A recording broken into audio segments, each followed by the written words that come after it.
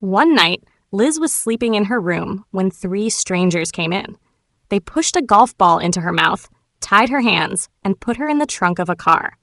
In high schools in the US, students often form groups called cliques. Liz was part of one of these groups. The girls in her clique were popular with boys and admired by others. On the outside, they looked happy and perfect, but inside, they often argued and fought. In this group, Courtney was the leader. She was bossy and liked to control everyone. Liz, who was the youngest, was kind and always ready to help. Even though they were in the same group, Courtney and Liz didn't get along. On Liz's birthday, the girls planned a prank. They wanted to tie her to the school flagpole as a joke. But when they opened the car trunk to get her out, they found Liz was not moving. The golf ball had gone down her throat and choked her to death. The girls panicked. Julie, who was the second leader in the group, said they should take Liz to the hospital. Maybe she could still be saved. But it was too late. Courtney decided they had to act normal. She called the school, pretending to be Liz's mom. She told them Liz needed time off because she had a sore throat. The school believed her. The girls took Liz's body back to school and acted like everything was fine. Courtney told them to stay calm and not show any sadness. She warned them not to tell anyone, or they would be in trouble. The group still acted like they were the most popular girls at school. Their clothes and attitudes even annoyed the school counselor, who told them to dress more properly. The group argued about what to do with Liz's body. Julie wanted to treat Liz with respect, but Courtney had another idea. She wanted to ruin Liz's reputation. Courtney said they should make it look like Liz had wild parties at her house while her parents were away. She suggested putting Liz's body in her room in an embarrassing position, with her legs spread. Julie didn't like the idea and argued with Courtney. She wanted to report everything to the police. When she opened the door to leave, a girl named May appeared with Liz's homework. May saw Liz's body and the strange way it was placed. She was shocked and tried to leave, but the group stopped her. Courtney saw a chance to bring May into the clique. She promised May that if she joined, she would become popular. Boys would notice her, and she would be admired at school dances.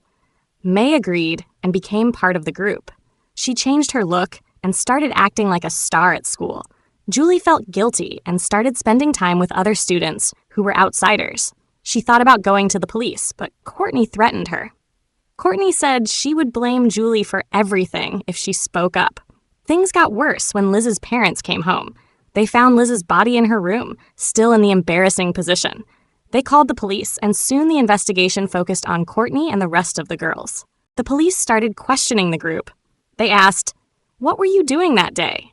Do you know how Liz died? Who called the school pretending to be her mother? Did anyone put the golf ball in her mouth?" The girls were too scared to tell the truth. One teacher told the police that May had delivered homework to Liz before her death. However, May hadn't been seen at school for several days. In reality, May was attending school every day, but had changed her name to Violet after joining the clique. She pretended to be a new transfer student and made up a story about leaving her old school because boys were fighting over her. Her confident lies made her popular, but the detective investigating the case wasn't fooled. The detective confronted May and asked what she saw when she took the homework to Liz. May claimed she didn't see Liz and spoke kindly about her, saying Liz was the only person who had ever been nice to her. The detective found May's behavior suspicious and kept an eye on her. Meanwhile, Courtney decided to spread more lies. She told the detective Liz was depressed and had bad habits. She didn't care about anyone at school. She liked going to shady bars and even got cosmetic surgery to get attention. To make this lie believable, Courtney went to a bar pretending to be Liz, flirted with random men, and set up scenes at Liz's house to make it look lies were true. At school, May was enjoying her new popularity. She even tried to flirt with Julie's famous boyfriend, but he turned her down. Angry, May used her charm to get a mechanic to give her a flashy car. She drove it around the school to show off, but her growing ego started causing problems. Courtney confronted May in the bathroom. Courtney said, "Do you know who made you popular? I decided you were a transfer student, and now everyone believes it. I could just as easily make you nobody again." May replied, "And I could decide if you're the leader or if you're the killer." Julie, feeling guilty, finally confessed everything to her boyfriend. She said, "We thought it would be funny to fake a kidnapping for Liz's birthday, but now she's dead." He told her to tell the truth and promised to support her. Julie remembered Courtney had taken pictures of Liz with her camera. Those photos could prove what really happened. But when they looked for the camera, it was missing. The detective later said she had evidence tying a man from a bar to Liz's death. She mentioned finding fluids on Liz's bed. But Julie knew Liz had always been modest and would never have been involved with anyone like that. Julie realized Courtney had staged everything and was lying to the police. At school, someone put up posters revealing May's true identity as the ordinary girl she used to be. Embarrassed, May tripped and fell as students laughed and made fun of her. Courtney and the other girls stood back, smiling at her humiliation. May, now defeated, turned to Julie for help, but they both felt powerless against Courtney. Prom night arrived, and Courtney was sure she would be crowned prom queen now that Liz was gone. But Julie's mom gave her some of Liz's belongings, and inside a photo frame, Julie found a hidden recording device. It had caught Courtney admitting to Liz's murder.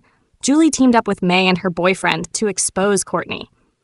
At prom, when Courtney was crowned queen, Julie's boyfriend hacked into the sound system and played the recording for everyone to hear. The room went silent as the truth was revealed. Courtney was surrounded by students and forced to step down in shame. The movie ended with the mystery solved, but many questions remained. What punishment would Courtney face? How would Julie's confession affect her? The story showed the dangerous side of high school cliques and how far people will go to protect their secrets.